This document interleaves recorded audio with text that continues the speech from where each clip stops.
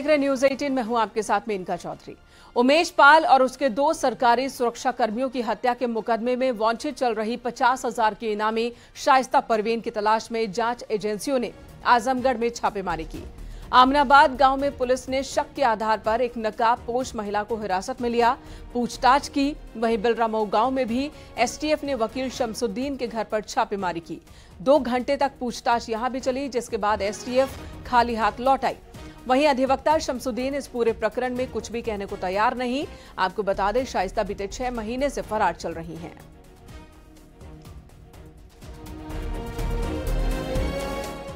आगरा के थाना अछनेरा क्षेत्र के साधन में बैंक वसूली करने गई राजस्व विभाग की टीम पर गांव वालों की ओर से हमला किया गया। पथराव होने के कारण नायब तहसीलदार को उनकी गाड़ी क्षतिग्रस्त हो गई। सूचना मिलने पर थाना पुलिस मौके पर पहुंच गई। मौके से 12 गांव वालों को गिरफ्तार किया गया है। थाना अछनेरा का ये मामला है।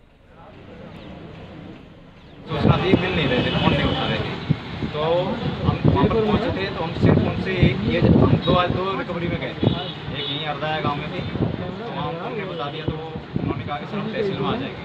इनसे भी हमने यही कहा था कि हमारे साथ तहसील में चलो, लेकिन वो चलने के लिए तैयार नहीं थे।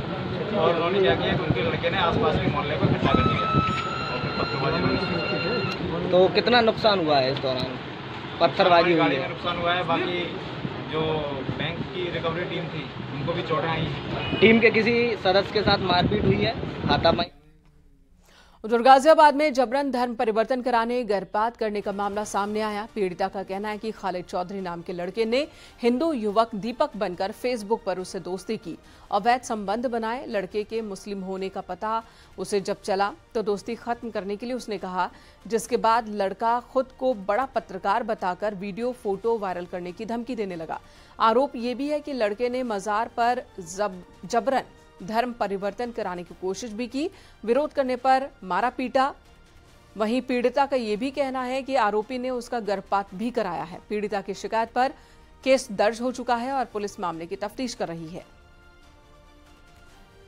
5 महीने बाद मिली, तो मिलने के बाद जब हम रिलेशन में आए तो मुझे पता चला कि वो एक मोमडन लड़का है। उसका नाम खालिद चौधरी है, जो गाजियाबाद मिर्जापुर में रहता है। और जब मेरे को पता चला कि वो एक मुस्लिम है, तो मैंने उसके साथ अपने सारे रिश्ते तोड़ने चाहे। तो उसके लिए वो मुझे धमकी देने लगा कि मेरे फोन में तुम्हारी बहुत सी वीडियो है और फोटो है, और मैं एक बहुत बड़ा पत्रकार हूँ, अगर मेरे साथ रिश्ता नहीं रखा तो मैं उनको सबको वायरल कर दूंगा और तुम्हारी बहुत बदनामी कर दूंगा। तो इसके चलते ही सर मुझे उसके साथ रिश्ता कंटिन्यू करना पड़ा और मुझे उन्हीं फोटो के राहापुर में पिलखुआ कोतवाली पुलिस की बदमाशों के साथ मुठभेड़ हुई है और पुलिस ने चेकिंग के दौरान बदमाश को रुकने का इशारा किया, जिसके बाद बदमाशों ने पुलिस पर फायरिंग शुरू कर दी। जवाबी कार्रवाई में बदमाश मारूफ को गोली लगी। गिरफ्तार बदमाश के कब्जे से बाइक, तमंचा, कारतूस बरामद किया गया। ये बदमाश गढ़मुक्तेश्वर का रहने वाला है और उस पर गोकशी समेत कई केस दर्ज है। 21 जुलाई की रात्रि में डूहरी पेट्रोल पंप पर चेकिंग के दौरान पिलखुआ पुलिस की एक बदमाश से मुठभेड़ हुई है। बदमाश का नाम मारूफ पुत्र शरीफ, जो कि दौताई का रहने वाला है। उसके पास से चोरी की एक पैशन प्रो, एक 315 बोर तमंचा तथा एक खोखा व एक जिंदा कारतूस 315 बोर बरामद हुआ है। अभियुक्त को चिकित्सा हेतु भिजवा दिया गया है तथा आवश्यक विधिक कार्रवाई कराई जा रही है। जालौन में भी पुलिस का ऑपरेशन क्लीन जारी है। एनकाउंटर में पुलिस ने 3 डकैतों को गिरफ्तार किया। डकैती करने जा रहे थे ये सभी, तभी पुलिस ने इन्हें गिरफ्तार कर लिया। गोली लगने से 2 घायल भी हुए हैं, जिन्हें जिला अस्पताल ले जाया गया। डकैतों के पास से 3 तमंचा, 1 कार, जिंदा कारतूस बरामद किया गया। पकड़े गए डकैतों पर 41 मुकदमे दर्ज हैं।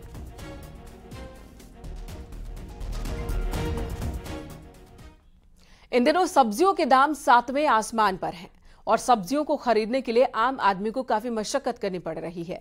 इसी बीच बस्ती से अदरक चोरी का एक मामला सामने आया। हाईवे पर खड़े ट्रक में लदे अदरक के 50 बोरियां चोरी हो गई। कप्तानगंज थाना क्षेत्र में नेशनल हाईवे पर खड़े ट्रक से अदरक की बोरियां चोरी हुई हैं। चोरों ने इसे उस वक्त अंजाम दिया इस वारदात को जब ट्रक ड्राइवर खाना खाने गया था। जैसे ही ड्राइवर खाना खाकर लौटा तो उसने देखा कि ट्रक में लदी हुई अदरक की 50 बोरियां गायब हैं। ड्राइवर का कहना है कि अदरक लेकर वो पश्चिम बंगाल से दिल्ली की ओर जा रहा था। उसका घर कप्तानगंज से NH 28 पर पड़ता है, जहां वो ट्रक को खड़ा कर अपने घर खाने चला गया। जब लौटा तो ट्रक में बोरियां नहीं थी, बहुत कम थी बोरियां। थाना अंतर्गत ट्रक में रखे माल की चोरी के संबंध में प्राप्त तहरीर के आधार पर सुसंगत धाराओं में अभियोग पंजीकृत किया गया है। शेष विधिक कार्रवाई की जा रही है। इधर कौशाम्बी में SDM ज्योति मौर्य जैसा एक और मामला सामने आया। पूर्व सैनिक शरद कुमार पांडे ने पत्नी और एक दारोगा के खिलाफ शिकायत दर्ज कराई है। पूर्व सैनिक ने आरोप लगाया कि दारोगा ने उसके शिक्षक पत्नी को प्रेम जाल में फंसाया। उसने पत्नी के नाम जो बेशकीमती जमीन खरीदी थी, दारोगा ने उसे बिचवा कर रुपए हड़प लिए। ASP ने मामले की जांच CO सदर को सौंपी है। बताया जा रहा है कि 2013 में उसकी पत्नी ससुराल में झगड़ा कर बच्चों को लेकर प्रयागराज जिले के राजरूपपुर मोहल्ले में रहने लगी थी। एक मकान किराए पर लेकर राजरूपपुर पुलिस चौकी में ही उसका प्रेमी दारोगा अजीत कुमार भी तैनात था। बस अजीत सिंह जो चौकी प्रभारी टेवा है कौशाम्बी के, उनके विरुद्ध आज मैंने शिकायत की है। इनके मेरे पत्नी से अवैध संबंध रहे हैं, जिससे एक बच्ची पैदा हुई है। और मैंने अपनी सर्विस पीरियड में, मैं सेना में था, मैंने जो है सर्विस पीरियड में ज़मीनें खरीदी थी पत्नी के नाम पे। उस पर इनकी नज़र थी, इसको इन्होंने बिकवा लिया। शुरू से मुझे जान से मारने की धमकी दी जा रही है। एक बार 2017 में जानलेवा हमला भी मेरे ऊपर हो चुका है।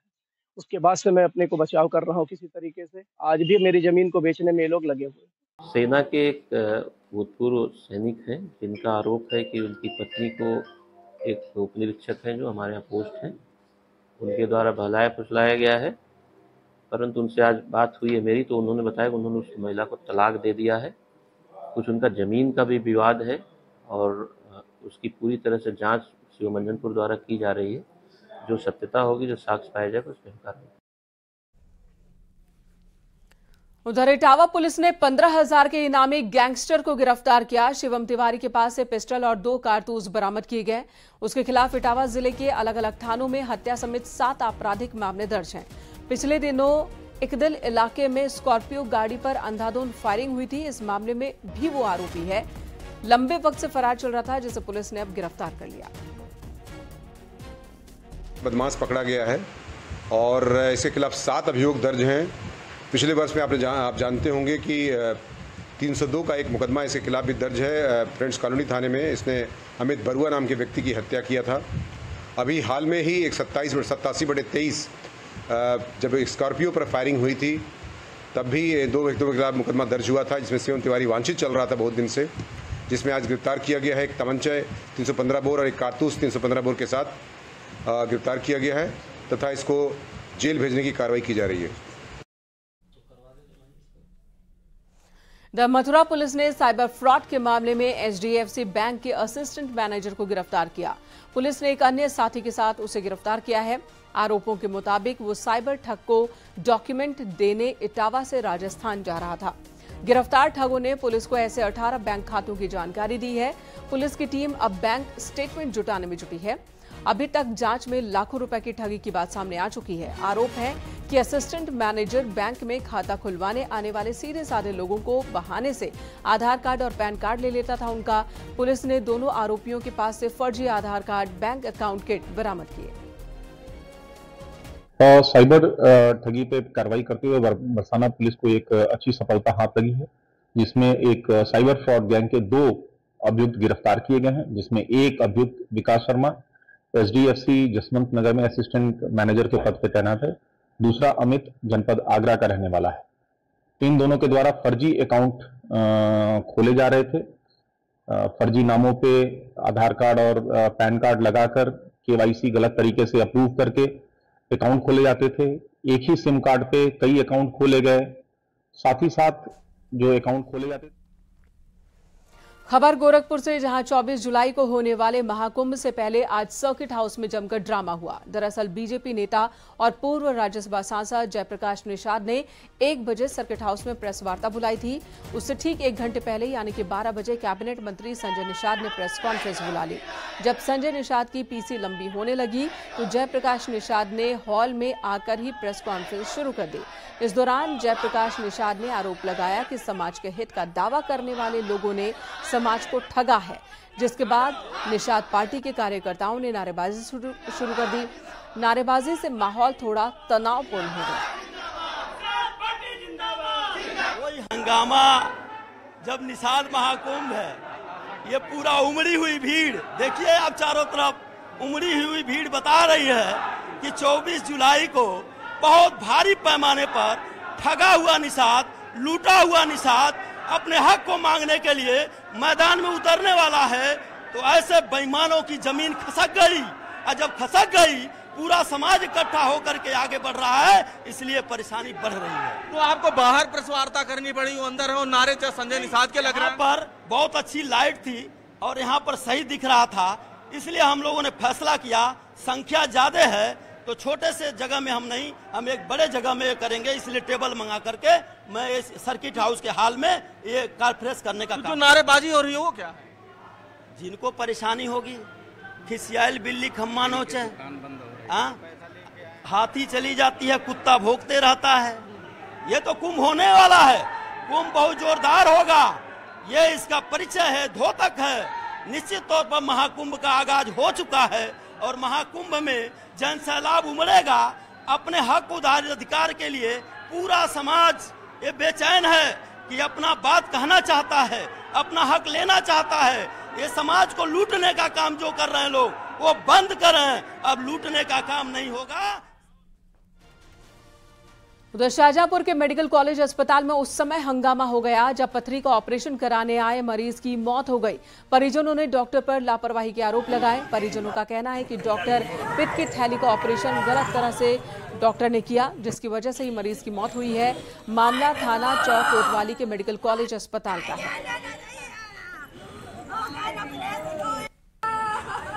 सवेरे 8-9 बजे ऑपरेशन के लिए बुला लिया, पहला नंबर लगाया और उसके बाद में 11:30 बजे करीब निकाला। वहाँ से निकालने के बाद हमारा लड़का गाँव और उसके देह में खून है ना कतई, और 18% खून था। आदि विश्वेश्वर का मूल शिवलिंग बरामद होगा।